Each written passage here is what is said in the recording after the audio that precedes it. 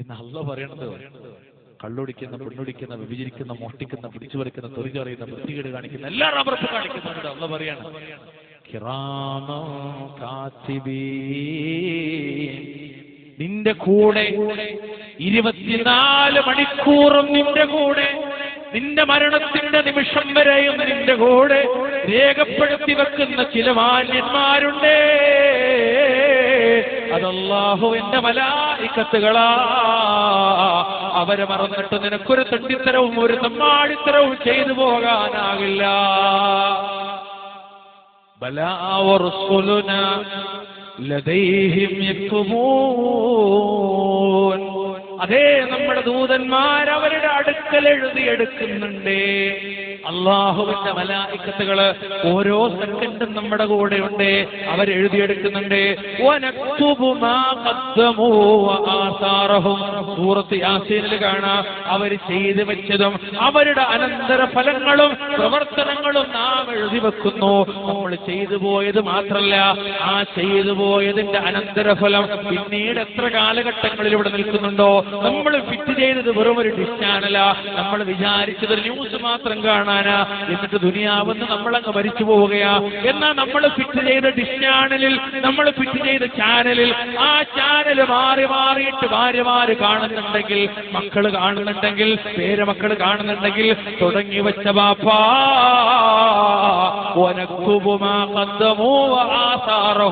ഈ ഹറാമ് തുടങ്ങി വെച്ചതിന്റെ പ്രതിഫലം മാത്രമല്ല, അതെത്ര തലമുറ ഹറാമിൽ ജീവിക്കുന്നുണ്ടോ അത് മുഴുവനും താങ്കളുടെ ഖബറിടത്തിലേക്ക് കൂലിയായിട്ട് കടന്നു വരികയാണ്, നരകരാജ്യത്തും അദാബായിട്ട് കടന്നു വരികയാണ്. അതുകൊണ്ട് എന്തിനാണ് രക്ഷിതാക്കളെ ഒരിടത്തിലെ ഹറാമുകൾ വലിച്ചിറക്കിയിട്ട് മാതൃക കാണിക്കുന്നത്?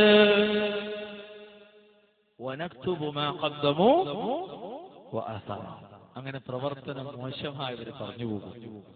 എല്ലാം നഷ്ടപ്പെട്ടെന്ന് തോന്നിയ ആള് പരലോകത്ത് വെച്ച് പറയണം തറിയും, യാ ലൈതനീ ലം ഊത കിതാബിയ വലം അദ്രി മാ ഹിസാബിയ യാ ലൈതഹാ കാനതിൽ ഖാദിയ. എന്റെ ഗ്രന്ഥം എനിക്ക് നൽകപ്പെടാതിരുന്നെങ്കിൽ, അഥവാ ജീവിതത്തിന്റെ പുസ്തകമുണ്ടല്ലോ, മാലിഹാദൽ കിതാബ് ലാ യുഗാദിറു സഗീറതൻ വലാ കബീറതൻ ഇല്ലാ അഹ്സാഹാ. മനുഷ്യന്റെ ജീവിതത്തിൽ ചെറുതാകട്ടെ വലുതാകട്ടെ മരിക്കുന്നത് വരെയുള്ള പ്രവർത്തനങ്ങൾ മുഴുവനും രേഖപ്പെടുത്തി വെക്കപ്പെട്ടൊരു ഗ്രന്ഥം കാണുമ്പോൾ മനുഷ്യര് പറയുമല്ലോ, ഇതെന്തൊരു ഗ്രന്ഥമാണെന്ന്.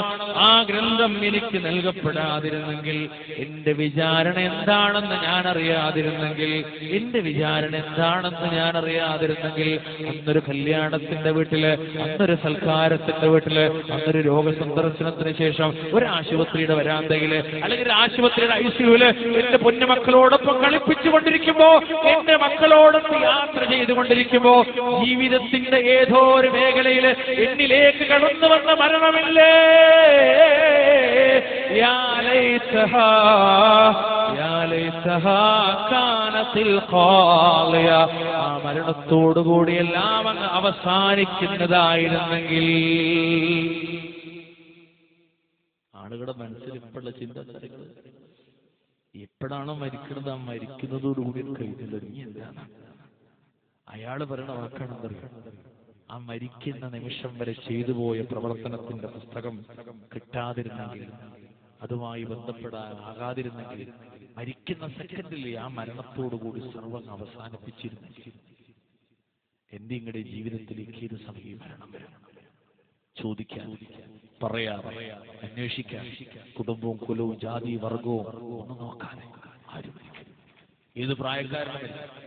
അങ്ങനെ നാളത്തെ പ്രഭാതം എന്റെയോ നിങ്ങളുടെയോ വീടിന്റെ മുന്നിലെ ആളുകൾ കൂടുകയാ, ആളുകൾ കടന്നു വരികയാ, മയ്യത്ത് കാണുകയാ, മയ്യത്ത് പ്രദർശനത്തിന് വെക്കുകയാ, മുഖത്ത് നിന്ന് തുണി മാറ്റി കൊടുക്കുകയാ, ആളുകൾ നെറ്റിത്തടവും ചുണ്ടും നോക്കുകയാ, ഈമാനികമായ വല്ല അടയാളങ്ങളും ഉണ്ടോ എന്ന് ശ്രദ്ധിക്കുകയാ. നിങ്ങൾ ആലോചിക്കണേ. എന്നിട്ട് ആളുകൾ ഇങ്ങനെ വട്ടമിട്ടിട്ട് പുറത്തിറങ്ങുകയാ. ചോദിക്കുന്ന സമയത്രയാ? 9:30 മയ്യത്തെടുക്കുന്നത്. ആരുടെ? എന്റെ മയ്യത്ത്. ആരുടെ? നമ്മുടെ മയ്യത്ത്. നമ്മുടെയൊക്കെ മയ്യത്തെടുക്കാനുള്ള സമയത്ര 9:30. 9:30 മണിക്ക് മയ്യത്തെടുക്കുകയാണ്, കുളിപ്പിക്കുകയാണ്, അകത്തളങ്ങളിൽ നിന്ന് ചെറിയ ചെറിയ പൊട്ടലും ചീറ്റലും പുറത്തേക്ക് ഇങ്ങനെ വരികയാണ്, കരയുകയാണ്, ഇണകൾ ബോധം കെട്ടുപോവുകയാണ്. പൊന്നുമ്മച്ചി വേദനയോടുകൂടി നെഞ്ചമർത്തി പിടിക്കുകയാണ്, ഭാരിടം അമർത്തി പിടിക്കുകയാണ്. വല്ലാത്ത വേദനയാണ് പൊന്നുമ്മച്ചിക്കുള്ളത്. ഈ പ്രായമായ പൊന്നുമ്മച്ചി ഇവിടെ ഉണ്ടാകുമ്പോഴും എന്റെ യുവത്വമുള്ള, ആണത്വമുള്ള, ചുറുചുറുക്കുള്ള, സന്റേടമുള്ള, ഒരിക്കലും മരിക്കാൻ പ്രായമായിട്ടില്ലെന്ന് കരുതിപ്പോയി 21കാരന്റെ മയ്യത്താണ് ഇവിടെ കിടക്കുന്നത്. പൊന്നുമ്മച്ചിയുടെ മുലപ്പാല് ചീറ്റുകയാണ്, വേദനിക്കുകയാണ്, വിഷമിക്കുകയാണ്. മാക്ക് വല്ലാത്ത സങ്കടമാണ്. ഒരു കല്യാണം വേണമെന്ന് ആഗ്രഹിച്ചിട്ട് എല്ലാവർക്കും പൂതി വെച്ചിട്ട് 22കാരനെ കൊണ്ട് പെണ്ണ് കെട്ടിച്ചതാണ്. 2 മാസമായിട്ടുള്ള പൊന്നുമോളവിടെ ബോധം കെട്ട് കിടക്കുകയാ. അങ്ങനെ കുളിപ്പിക്കാൻ വെച്ചു. കുളിപ്പിച്ചിട്ട് കൊണ്ടുവന്നു, കഫം ഇവിടെ വെച്ചിട്ട് അവ ചോദിച്ചു, നിസ്കരിക്കണല്ലേ? സഹോദരിമാർ, ഇസ്ലാം അംഗീകരിച്ച നിസ്കാരത്തിലേക്ക് പ്രവേശിക്കുക. ഉമ്മച്ചു വിതുമ്പിയിട്ട് പൊന്നുമോന്റെ മുന്നിൽ വന്ന് നിൽക്കുകയാ. മയ്യത്തിലേക്ക് വീണിട്ട് പൊട്ടിക്കരയുകയാ. ബന്ധപ്പെട്ടവരെ പിടിച്ചു മാറ്റുകയാ. അവസാനം എവിടെ നിന്നോ ഭാര്യയെ കൊണ്ടുവരികയാണ്. അബോധാവസ്ഥയിൽ, വല്ലാത്ത അവസ്ഥയിൽ അവൾ വന്നു നിൽക്കുകയാണ്. കുഞ്ഞന് ചെത്തിമാരുണ്ട്, ജ്യേഷ്ഠത്തിമാരുണ്ട്, കുഞ്ഞാമ്മമാരുണ്ട്, വല്യമ്മമാരുണ്ട്. പ്രിയപ്പെട്ട പെണ്ണുങ്ങൾ മുഴുവനും, അവന്റെ കുടുംബക്കാരികൾ മുഴുവനും, അയൽവാസികൾ പോലും മയ്യത്ത് നിസ്കരിക്കാൻ ആയുധ കൊടുത്തിട്ട് റെഡിയാവുകയാണ്. ഇത് തട്ടമിടുന്നു, തേങ്ങുന്നുണ്ട്. അവസാനം ധൈര്യമുള്ള മൂത്ത പെങ്ങൾ റെഡിയാവുകയാണ്. അല്ലെങ്കിലോ ഭാര്യ റെഡിയാവാണ്, അല്ലെങ്കിൽ പൊന്നുമ്മച്ച് റെഡിയാവാണ്. പൊന്നുമോന്റെ പ്രിയപ്പെട്ട ഭർത്താവിന്റെ, പ്രിയപ്പെട്ട മകന്റെ, പ്രിയപ്പെട്ട മാതാവിന്റെ, പ്രിയപ്പെട്ട വാപ്പച്ചിയുടെ, ആരുടെയെങ്കിലോ ഒരാളുടെ മയ്യത്ത് നിസ്കരിക്കാൻ അവർ റെഡിയാകാണ്.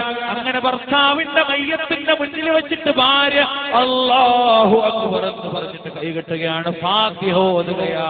അല്ലാഹു അക്ബർ കൈകെട്ടുന്നു, സ്വലാത്ത് ചൊല്ലുകയാ. അല്ലാഹു അക്ബർ കൈകെട്ടുന്നു, പിന്നീട് പ്രാർത്ഥിക്കുന്നു, അല്ലാഹുവേ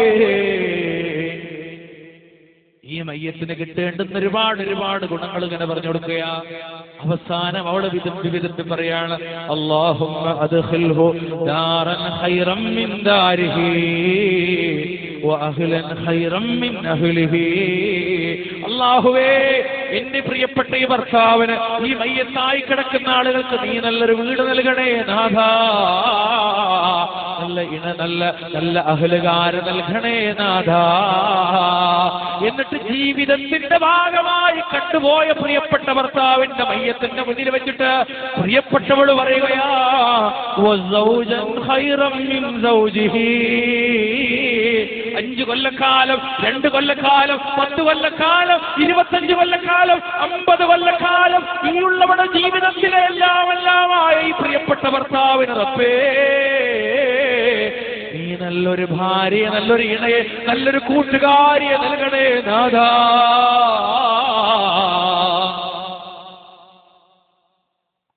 ആരെങ്കിലും ആലോചിച്ചു.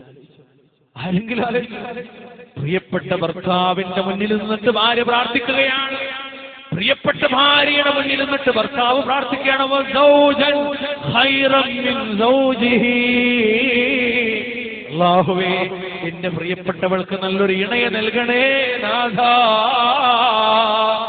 മരണത്തോടുകൂടി തീരുന്ന ഭാര്യ ഭർത്തൃബന്ധങ്ങൾ, മാതാപിതാക്കളും പുത്രന്മാരും പുത്രിമാരും തമ്മിലുള്ള ബന്ധങ്ങൾ, അയൽവാസികളും തമ്മിലുള്ള ബന്ധങ്ങൾ, സുഹൃത്തും തമ്മിലുള്ള ബന്ധങ്ങൾ, മരണത്തോടുകൂടി പറഞ്ഞു പോകുന്നത് ബന്ധപ്പെട്ടവരെ, ഈ ആൾക്ക് നല്ലൊരു കുടുംബത്തെ, നല്ലൊരു വീടിനെ, നല്ലൊരു ഇണയെ നൽകണേ നാഥാ.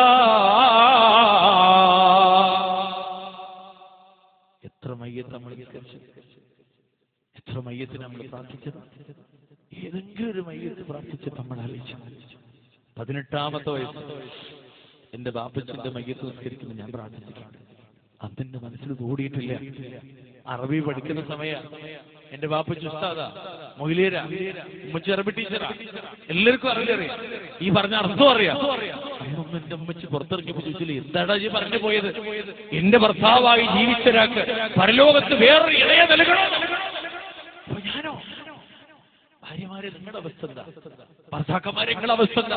രക്ഷിതാക്കളെ നിങ്ങളുടെ അവസ്ഥ എന്താ? മരണത്തോടുകൂടി തീരുന്ന സ്വന്തം ബന്ധങ്ങൾക്ക് വേണ്ടിയാണോ പടച്ചോനെ മറന്നുപോയത്, അള്ളാന്റെ റസൂലിനെ മറന്നുപോയത്, ആഖിറത്ത് മറന്നുപോയത്? അള്ളാഹ്ക്ക് വേണ്ടി ആകണേ കുടുംബ സംവിധാനം, റസൂലുള്ള പഠിപ്പിച്ചതുപോലെ ആകണേ കുടുംബ സംവിധാനം.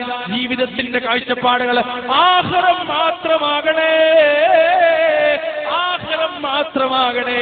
ഈ ലോകത്ത് ജനിച്ചിട്ട് മരിക്കുന്നത് വരെ ജീവിതത്തിൽ അനുഭവിച്ചാലും ഇല്ലെങ്കിലും, കുടുംബമുണ്ടായാലും ഇല്ലെങ്കിലും, മക്കളുണ്ടായാലും ഇല്ലെങ്കിലും, സ്വത്തുണ്ടായാലും ഇല്ലെങ്കിലും, സൗകര്യങ്ങൾ ഉണ്ടായാലും ഇല്ലെങ്കിലും, നിയമത്തുകൾ അനുഭവിച്ചാലും ഇല്ലെങ്കിലും, നാഥാ നിന്നെ കണ്ടുമുട്ടുന്നൊരു ലോകമുണ്ടല്ലോ ആഖിറം.